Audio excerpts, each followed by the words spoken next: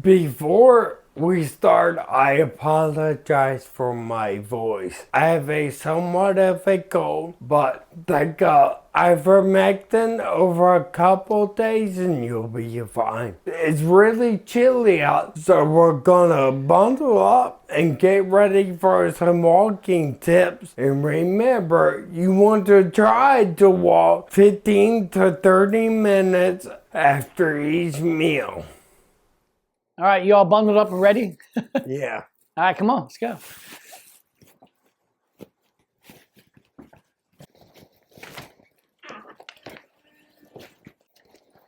Oh, yeah. Man, it is cold. It's cool. No joke. Oh. Ice. All right. Now we're going to see, you're going to do some walking exercise. You're going to walk and do something else. So you're multitasking. Yeah, I want to see if I have mail. I don't have mail, so I'm just going to use the iPad. And basically just walk and do something. Like it could be scratching your head, walk, mail, use a trash can, something. All right, now you're going to walk on an uneven surface. That ground is uneven, and you got the snow to add to it. Yeah, did this on purpose because the snow adds another level of difficulty. But you want to do this no matter how hard it is to really give you a chance to stretch the nervous system. Okay, now you're going to walk normally, but you're going to speed up, and you need to change directions.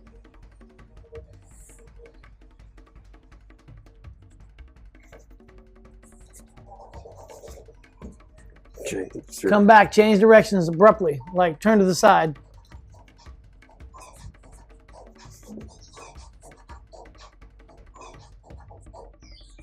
Take a left turn. No, don't just turn around, like sideways. Like try it again, right? Do it again, go ahead and do it again. But go, like that's good, turning around, but go and then halfway down, turn like 45 degrees to the left and walk, like you're walking to the closet. Oh, like what do you mean? Now walk to the closet, turn directions. Yeah, like that, yeah. Because the first step is to get more and more, build your speed up more and more to get faster in one direction, a walk, and then to start changing directions. You disappear behind the column. It's all right. And by the way, we moved inside because it's super cold. Yeah, it was in the 20s. Right now it's 18 degrees. Thought we could do it for a minute, but I was like, nope. So cold. Okay, so we're going to do two things. One, you're going to walk, and you're going to just close your eyes for a few seconds. And you might increase the time over time. The second thing we'll do is like a heel to toe walk. All right? So walk. Close your eyes. You can open them. Now, on the way back, do the heel to toe.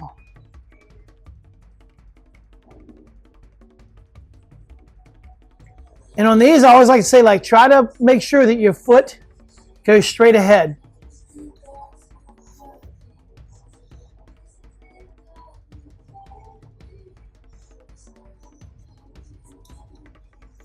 It's harder when you close your eyes.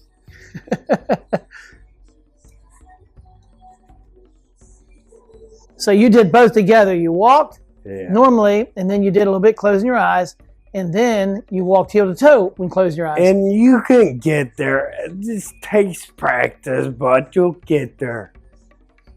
Okay, now we're going to practice cutting to the side as though something were in your path. Okay, go ahead, walk. Look out. Look out. Yeah, good, good, good. Now, on the way back, So, you know, as you walk, look out. Look out. Because you need to be able to do that. You need to be able to come back. Yeah, especially like in the airport, you constantly have to do this. Oh, yeah, yeah. But you can be caught unaware. Watch out. There you go. You can be caught unaware anywhere, you know. Somebody could get in your way. Yeah. You know, it might be an object that you're not paying attention to. Watch out. Not bad at all.